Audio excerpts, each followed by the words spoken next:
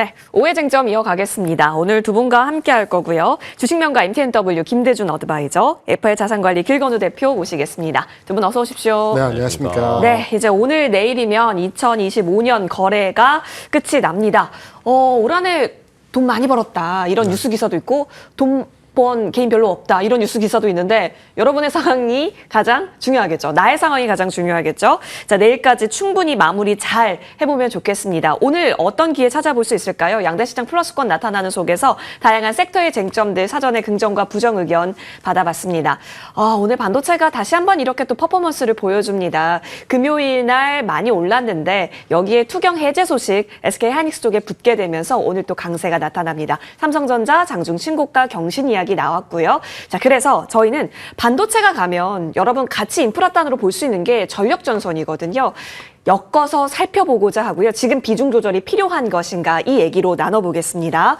자, 먼저 김대준 대표님께 의견 듣겠습니다. 네. 지금 사실 이 AI 쪽에 있어서는 삼성전자, SK하이닉스의 시세가 나타내 주듯이 강합니다. 뭐 이미 수주 확보는 2028년인가요? 뭐 확보가 된 상황이기 때문에 언제 이것이 시세로 반영기가 끝날 것인가를 논의해야 될 시점은 아마 내년이 되지 않을까 이런 얘기가 나오고 있거든요. 그렇다면 지금은 충분히 안전지대인 것인지 밴드 구간이요. 이런 생각도 있습니다. 아니면 오히려 오늘 자리가 더 예뻐 보이는 전력 쪽으로 좀 더 봐야 할까 싶긴 한데 지금 의견을 주신 게 두 개 모두 긍정이란 말이죠. 네. 비중은 똑같이 동등하게 보고 계세요? 일단 반도체 관련해서는 앞으로 전망에 대한 긍정적인 방향이 맞다라고 생각을 하고 있습니다. 근데 전력 관련해서는 우리가 전력과 전선을 나누어서 해석을 해야 된다라고 생각을 하고 있거든요. 전선 관련주들 오늘 특히나 또 시장에서 강한 흐름에서의 모습을 보여주고 있어요. 이것은 구리 가격의 신고가 수준에서의 가격 근접으로 인해서 관련한 종목들의 오늘장 강세 현상을 보여주고 있는 모습을 보여주고 있고요. 이 전력 관련주들은 시장과 연동한 흐름에서의 모습들을 보여주고 있다는 측면이 특이한 현상에서의 모습이라고 볼 수 있습니다. 반도체를 한 번 더 언급해서 말씀드리면 반도체 내에서의 종목들을 보게 되더라도 투탑의 종목은 굉장히 강한 반면에 맞아요. 소부장의 종목들은 다소간에 쉬어가는 종목들이 많이 있는 현상에서의 모습들을 보여주고 있거든요. 전력도 차별화이고 반도체도 차별화 현상들을 보여주고 있기 때문에 쉽지 않은 시장에서의 모습이다. 전체적인 분위기는 좋지만 투자로의 진행을 접근할 때 쉽지 않은 시장에서의 모습이다. 이렇게 판단하고 있습니다. 그러면 지금은 대형주 위주로 챙겨가야 될 때인 거예요? 개인적으로 판단할 때는 오늘장 시장에서 특이한 몇 가지 내용에서의 흐름들이 있거든요. 네. 오늘 배당락이 있었음에도 불구하고 오늘 시장에서의 전체의 분위기는 굉장히 강세 현상을 보여주고 있어요. 오늘장에서의 매수 주체라고 한다면 개인 투자자들이 주력으로 매수하고 있음에도 불구하고 지수가 강합니다. 외국인 투자자는 특히나 오늘 같은 경우에 선물 시장에서의 매수 강도가 굉장히 강한 흐름에서의 모습들을 보여주고 있어요. 최근에서 한 4, 5일 정도 이어지고 있는 현상인데요. 이러한 전체적으로 수급적 측면에서 이상적인 현상에서의 강세 현상에서의 모습들을 보여줄 때 특히 선물 시장의 흐름에 있어서 시장의 강세 현상을 보여줄 때는 하루 정도는 더 지켜보고 나서 투자에 적절한 시점을 잡는 것이 어떠할까라고도 생각을 하기 때문에 오늘 장에서 전체적으로 시장의 모습은 굉장히 강합니다. 하지만 상승 종목이 하락 종목보다 작은 현상에서의 모습들을 보여주고 있다는 측면 그리고 일시적인 현상에서의 모습에 상승이 나올 수도 있다는 측면에서의 모습을 판단할 때 오늘 장은 시장의 전체적인 관망하는 조망하는 형태로의 전략적 대응은 어떠할까 이렇게 판단하고 있습니다. 긍정이기는 한데 일단은 지금은 어떤 그 뉴스에 기반한 뭐 구리 가격 연동한 전선주라든지 그리고 반도체도 사실 오늘 배당락일이었기 때문에 여기서는 좀 하락의 방향성을 예측하신 분들도 많으셨을 텐데 오늘 좀 들어오고 있죠. 근데 개인이 끌어가고 있다는 점, 외국인은 선물 쪽에 오히려 6거래에 연속 집중하고 있습니다.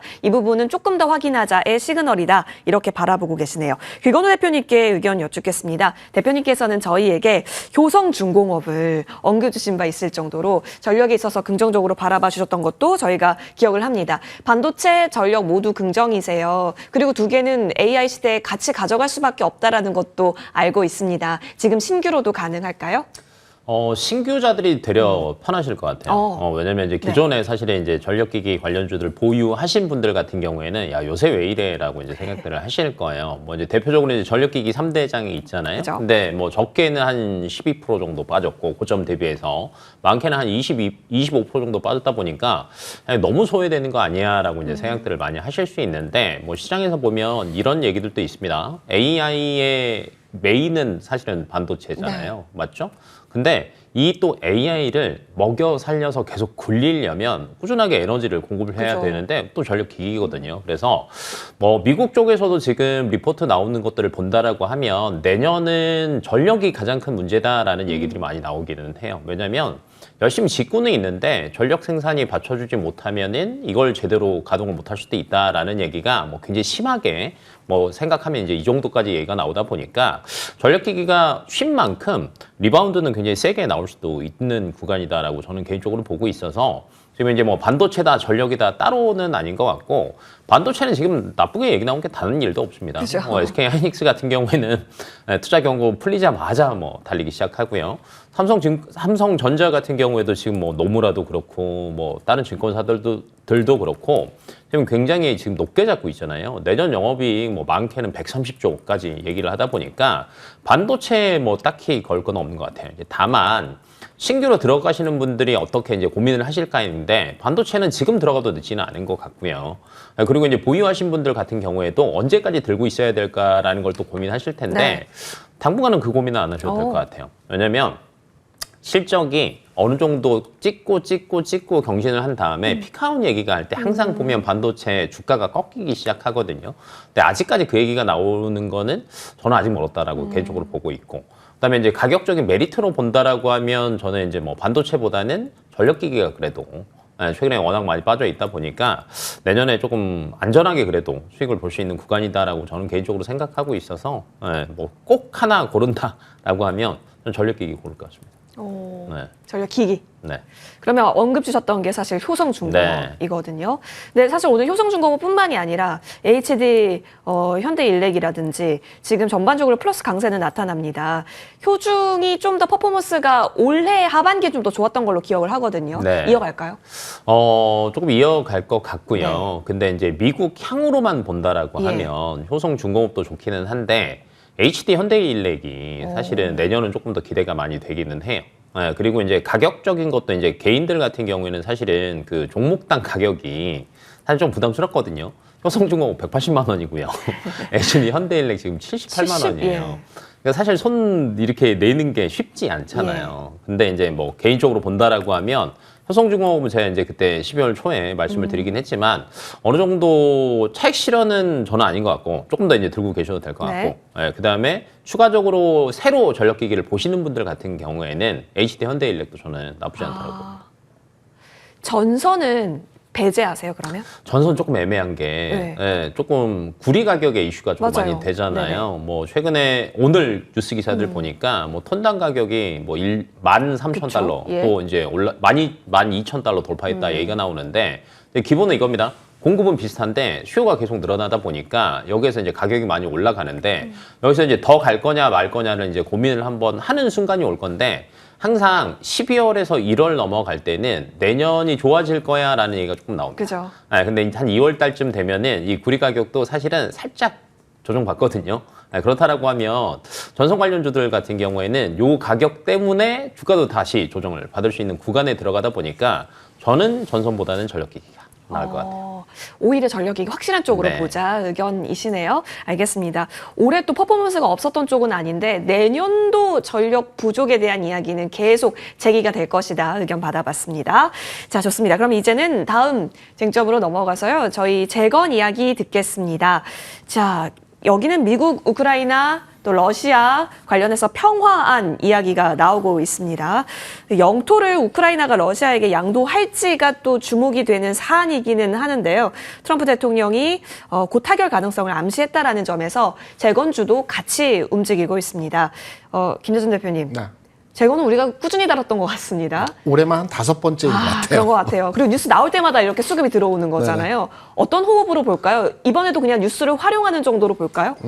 제가 앞서서 예. 반도체나 전력기기에 대해서 좀 애매한 방향에서의 흐름들로의 네. 전망을 드렸습니다. 그런데 이 재건 또는 종전 관련해서 종목 접근으로 판단해 보게 되면 저는 지금 시점에서도 관련주들에 대한 관심도가 필요하다라고 생각을 하고 있습니다. 먼저 대표 종목인 현대건설기계 주가 네. 수준에서의 상황을 보게 되면 연초에 한 5만 원이었어요. 지난 8월에 10만 원 수준에 안착한 이후에 주가가 9만 원, 12만 원 사이에서 왔다 갔다 크게 빠지지도 않고 또 크게 오르지도 않는 상태에서의 주가 수준에서의 모습들을 보여주고 있습니다. 저는 재건, 종전 또는 경기 회복 사이클에 대한 흐름들로의 판단을 해보게 된다면 현대건설을 비롯해서 재건 관련 종목들에 대해서는 현 시점에서의 관심도 가능하다라고 판단되기 때문에 앞서서 말씀드린 반도체나 전력기기 대비해서 지금 시점에서 투자 관점으로의 접근으로 내년도를 겨냥해서 판단해 본다라면 저는 오히려 재건 관련주가 좀 더 효율적이지 않을까 이렇게 판단합니다. 그러면 HD 현대건설기계를 9월 말부터 저희에게 주신 바도 있긴 하거든요. 지금도 괜찮다면 그때 목표가가 사실 12만 원이었기 때문에 달성은 한번 했었다고 보여집니다. 그러면 여기까지는 1차적인 목표로 잡고 현재도 진입 관점 유효하다라는 판단이시겠네요. 네, 10만 원 초반의 현재 가격 수준에서도 무난하게 진입할 수 있는 흐름에서의 모습이고요. 올해 안에 저는 개인적으로 종전이 되어질 것으로는 예상을 했습니다. 하지만 올해 내년 초 시점에서 지금 거의 다 달았다고 판단되기 때문에 이러한 이슈가 또 부각이 될 수도 있고 그리고 내년에는 글로벌리 경기 회복에 대한 기대감들이 워낙 큰 상황이기 때문에 관련한 종목들의 주가 상황이 호전될 가능성이 있다. 이렇게 해석을 하고 있습니다. 알겠습니다. 역시나 재건주를 본다면 HD 현대건설기계 쪽으로는 계속 한번 흐름을 살펴보고 12만 원 정고 라인대까지는 다시 한번 트라이 가능성 점수 주셨습니다. 챙겨보시죠. 자, 이어서 다음 쟁점으로 넘어갑니다. 오늘 방산주 좀 같이 볼게요. 재건 쪽이 긍정이라면 방산주 쪽은 괜찮은 걸까? 이런 생각도 있을 것 같아요. 이거는 길 대표님께 여쭤보겠고요. 오늘 프로그램 그 순매수 1위 종목이 하나에어로스페이스입니다. 그리고 기관 쪽에서 오늘 SK스퀘어랑 하나에어로스페이스를 지금 가수급상 많이 담고 있는 것으로 나타납니다. 하나에어로스페이스는 일단 경고 해제도 있었고 수급적으로 조금 좋은 면도 있었고 또 여기에 더해서 여러 가지 이슈가 있는 것 같은데 일단 천무 오늘 계약한다라는 이야기가 있습니다. 5조 규모더라고요. 2시에 계약한다라는 단독 뉴스 있었고요. 그리고 달 착륙선 추진 시스템 개발한다. 라는 얘기도 있었습니다. 우주항공 모멘텀으로 봤을 때 하나에어로스페이스 말씀해 주신 분들 많았었거든요. 오늘 수급적 이유를 먼저 전진 배치로 봐야 할까요? 수급이 1번이기는 하고요. 투자 경고 해제되면서 SK 하이닉스도 그렇고 지금 하나에어로도 비슷한 움직임이 이제 보이고 있다라고 이제 생각을 하시면 될 것 같은데 항상 이제 재건 얘기가 나오면 야, 방사는 접어야 되나라는 게 항상 시장에서는 계속 시소였어요. 같이 나오는 것 같아요. 근데 저는 조금 다른 시각으로 보셔도 될 것 같습니다. 왜냐면 이제 방산 기업들 자체가 우선 이제 유럽을 본다라고 해볼게요. 그러니까 휴전을 하게 되면은 여기에서 그러면 유럽 쪽이 이제 끝난 거 아니야? 이렇게 생각하실 수 있는데 유럽이 굉장히 긴 시간 동안 러시아, 우크라이나 전쟁을 지원을 했습니다. 그러면 유럽 입장에서는요, 들고 있던 거를 우크라이나한테 다 줬어요. 다 쓴 거예요. 그럼 이걸 다시 채워 넣어야 되거든요. 왜냐면 휴전이 된다라고 해서 갑자기 이제 동유럽 라인들이 그래 이제 러시아 더 이상 안 쳐들어오겠지라고 생각은 쉽지 않을 거예요. 여전히 우려감은 계속 있을 거고요. 나토에서도 국방비 증액 이야기는 꾸준하게 계속 나올 거예요. 그렇다라고 하면 여기서 하나에어로와 현대로템 같은 경우에는 무기 수출이 유럽이 끊기는 게 아니라 추가적으로 계속 나올 수밖에 없는 구간이고요. 그다음에 이제 두 번째는 LIG 넥스원 같은 경우에도 오늘에 이제 또 수주 이슈가 또 하나 있었습니다. 방사청이랑 1조 6천억. 근데 여기가 미사일 그 수주 계약이 아니라 전자전기 체계 개발 계약이에요. 뭐냐면 적의 전파 교란하는 거예요. 그럼 이쪽에서도 LIG 넥스원이 사실은 요즘 현대전의 경우를 본다라고 하면 이 전파가 잡는 게 굉장히 큽니다. 예를 들어 미사일 나오는 것도 체킹하죠. 요즘에 이제 러시아 우크라이나 전쟁하면서 드론들이 정말 많은 일들을 한다라는 것들도 이제 그 전쟁을 경험하면서 또 배웠는데 여기서 또 많은 역할들을 할 수 있거든요. 그래서 좀 다른 체계로 간다라는 거.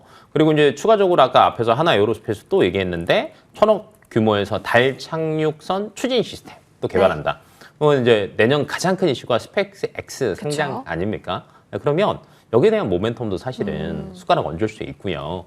근데 저희가 한국 항공우주도 얘기를 안 할 수도 없는데 내년이 제일 뭐가 좋을 거냐라고 하면 뷰가 굉장히 좋아요. 그래서 최근에 주가 흐름도 보면 남들은 조금 조정당할 때 한국 항공우주는 꾸준하게 그래도 살짝살짝의 조정을 버텨가면서 계속 올라가고 있어요. 네, 근데 여기서 이제 저는 조금 더 추가를 할 수 있는 게 오늘 뉴스에 이것도 떴습니다. 필리핀의 기존에 이제 FA-50 그 전투기 수출을 했잖아요. 근데 성능 개량 사업을 또 따냈습니다. 네, 그럼 이게 무슨 말이냐면 방사는요, 한 번 수출한다고 끝나는 게 아니에요.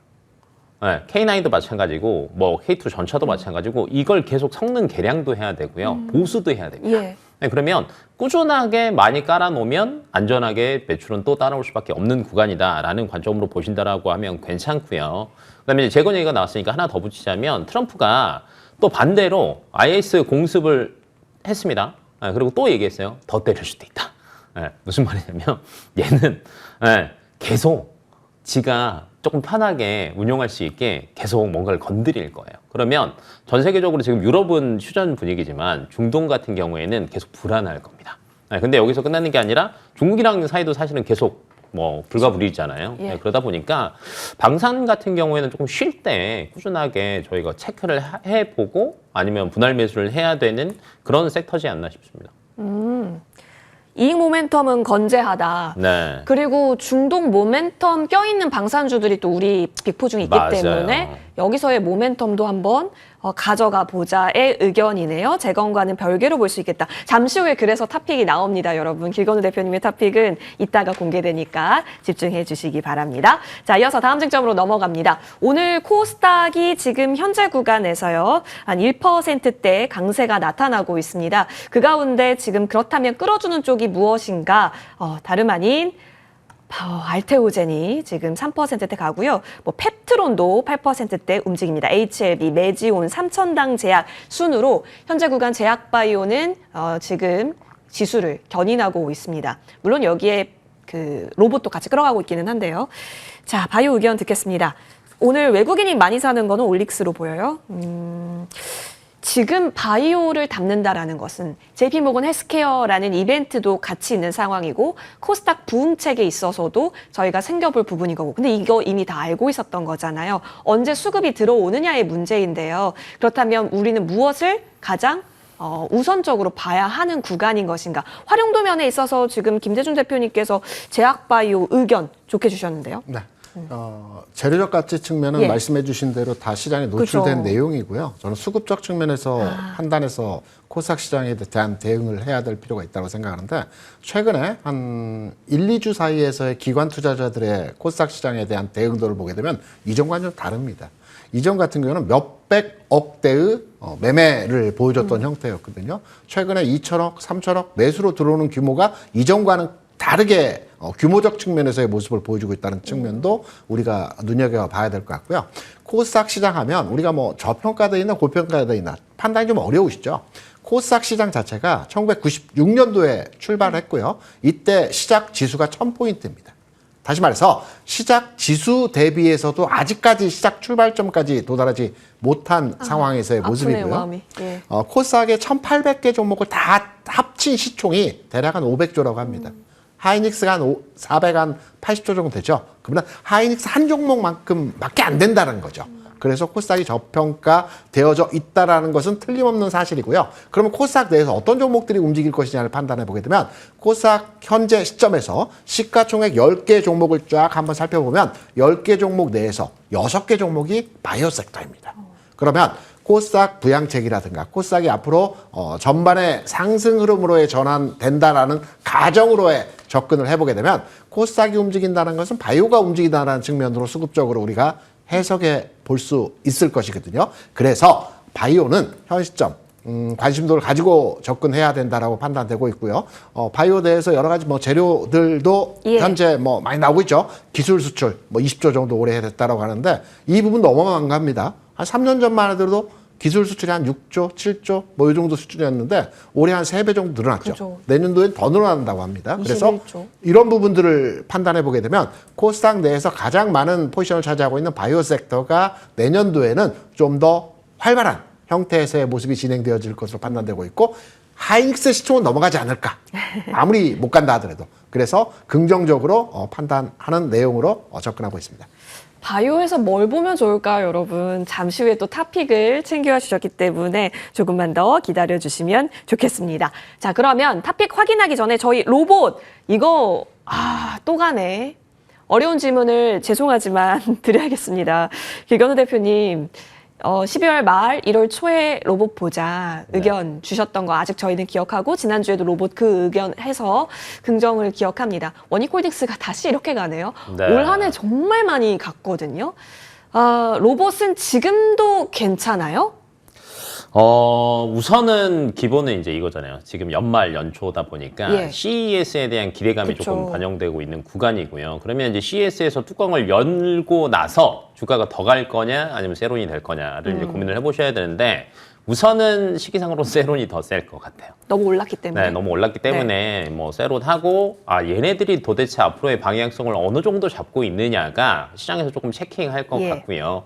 그쪽에서 이제 매출이 조금 보인다라는 게 가닥이 잡힌다라고 하면 다시 주도주로 조금 들어올 수도 있다라고 관점을 한번 생각해 보시는 게 좋을 것 같고 최근에 그 보스턴 다이나믹스도 보면은 아틀란스를 이번에 시연한다라고 얘기하잖아요. 저는 이제 이것도 굉장히 중요한 거라고 생각해요. 그러니까 예전에 로봇들 시연하면은 어떤 걸로 많이 시연을 했냐면 넘어지고 쓰러지고 발로 차고 이런 것들이 대부분이었어요. 뭐 춤추거나. 근데 아마 CS 이번을 계기로 일하는 애들을 많이 시연을 하지 않을까 봐요. 근데 만약에 이게 그게 아니라 기존과 같은 패턴을 보였다? 가격만 싸다라고 했으면 시장에서는 이게 굉장히 빨리 식을 수도 있습니다. 그래서 이걸 포인트로 하나 체크해 보시는 게 좋을 것 같고요. 그리고 이제 새로운 포인트로 보는 것 중에 하나가 더 있는데 두산 로보틱스도 사실은 괜찮잖아요. 근데 두산이 이번에 로보틱스 지분을 조금 팔았습니다. 예. 현금 조금 챙겼어요. 뭐 할 거냐라고 하니까 SK 실트론 매수하려고 한다. 이런 얘기들이 나오면 시장에서는 야 그래도 로봇이 잘 간다고 생각을 했는데 왜 팔고 반도체를 사지? 이렇게 생각하실 수도 네. 있어요. 근데 저는 이게 단기적으로 보면 안 좋은 뉴스일 수도 있지만 길게 본다라고 하면 로봇 쪽에 뭔가 강한 드라이브를 걸기 위해서 두산이 먹거리를 추가를 해야 되는데 반도체가 굉장히 잘 갈 수 있기 때문에 여기에서 이제 SK 실트론을 조금 매수를 해서 여기서 나오는 안정적인 현금 흐름을 가지고 로봇을 적극적으로 대응할 수도 있다라는 방향으로 보거든요. 근데 시장에서는 단기적으로 분명히 안 좋게 볼 거예요. 그래서 현재 기준에서는 지금 로봇주가 많이 올랐다라고 해서 따라가시는 것보다는 CS 이후에 조정되고 나서 방향성 체크하시고 그 다음에 신규 뭐 들어가시는 분들은 그때를 한번 노려보시는 게 좋을 것 같습니다. 일단은 CS 그 이벤트까지는 활용성은 있고 네. 추세선은 있고 그 이후는 고민해야 하는 부분이기 네네. 때문에 차익을 오히려 지금은 좀 고민을 해야 할 때겠네요. 보유하시는 맞아요. 분들은. 예, 네. 알겠습니다. 자, 그러면 여러분 이제부터는 뭘 내가 신규로 바라볼 수 있을까의 관점으로 시장 분위기 보겠습니다. 탑픽을 들 텐데요. 김대중 어드바이저님의 탑픽은 아까 전에 바이오에서 챙겨하셨다고 했잖아요. 오늘 이 자리를 위해서 질문을 아꼈습니다. 1위가 알테오젠인데 코스피 가시고 네. 에코프로비엠도 가실 수 있고 그렇다면 ABL 바이오의 세상이 오는 건가 생각할 수 있는데 오늘 탑픽이네요. 네. 시총 순위에서 네. 1, 2, 3, 3위, 4위 정도 하고 있죠. 코스닥 활성화 정책을 앞서 우리 앵커가 잠깐 말씀해 주셨는데 올해 이제 내년도에 코스닥 활성화 정책이 추진되게 되어지면 네. 뭐 여러 가지 내용들이 있을 겁니다. 세제 개편도 있고 뭐 그 외에 여러 가지 내용들이 진행이 되어질 것으로 판단되는데요. 이 대부분의 내용들이 시총의 큰 종목들 위주로 해서 그 혜택을 볼 수 있는 내용으로 진행이 되어질 가능성이 높다라고 보고 있어요. 코스닥 종목이 앞전에 제가 한 1,800개 종목이 된다고 말씀드렸죠. 종목 수가 좀 많습니다.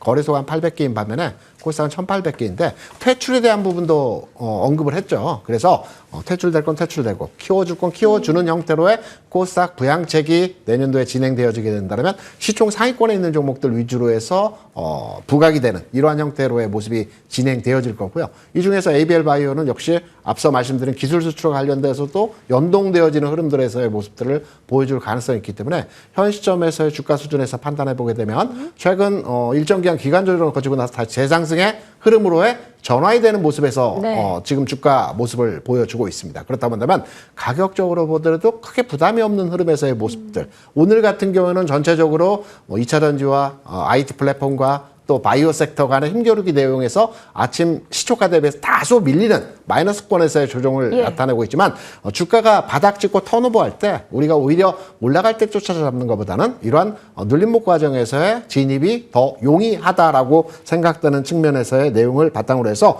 저는 현 시점에서의 주가 수준도 무난하고요. 목표가는 일단은 전고점 수준인데요. 이번 흐름에서 상승으로 전환될 경우에는 전고점 돌파도 가능하다. 이렇게 해석을 하고 있습니다. 손절가는 17만 5천 원 정도로 판단하시면 될 것 같습니다.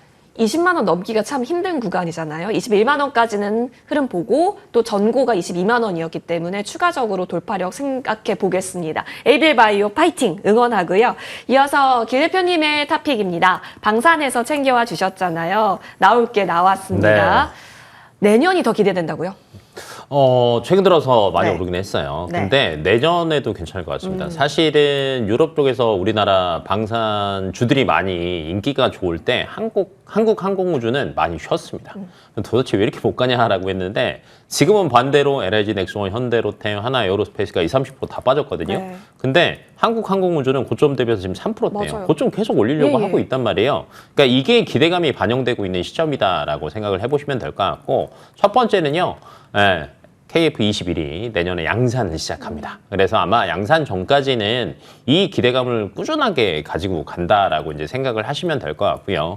두 번째로는 조선 섹터랑 조금 비슷하게 생각을 하셔도 될 것 같아요. 올해 조선 섹터를 끌었던 거는 사실은 수주가 아니라 미국에서 뭐 모멘텀. MRO나 그다음에 함정 관련된 모멘텀이었거든요. 네. 근데 지금 한국항공우주 같은 경우에도 미 해군 훈련기 사업에 참전을 했습니다. 그래서 뭐 될지 안 될지는 모르겠지만 KF21이 어찌됐건 지금 뭐 양산을 시작을 하고 그다음에 앞에서 고등훈련기 저희가 또 잠깐 얘기를 했잖아요. 이런 것까지 지금 많은 것들을 보여주고 있거든요. 그렇다라고 하면 저는 이 기대감도 충분히 가져갈 수 있다고 봐요. 그러면 내년 상반기까지는 그래도 꾸준하게 고점을 계속 높여가지 않을까라고 개인적으로 보고 있습니다. 오, 네. 목표가 어디까지 보실까요? 지금 뭐 전고점이라고 하기에는 12만 원인데 바로 그 밑에서 지금 계속 왔다 갔다 하고 있어서 고점은 더 높일 것 같고요. 저는 이제 개인적으로 한 15만 원 정도까지는 어렵지 않을 것 같아요. 그래서 목표가 15만 원 잡으시고 반대로 이제 손절 라인은 지금 네. 크게 추세가 깨진 적이 없거든요. 60일 이하로. 그래서 한 10만 원 정도 대응하시면 좋을 것 같습니다. 좋습니다. 네. 계속해서 오름 채널이 이어지고 있거든요. 네. 충분히 활용 가능하다. 15만 원까지 살펴보시죠. 저희는 여기서 물러납니다. 고맙습니다.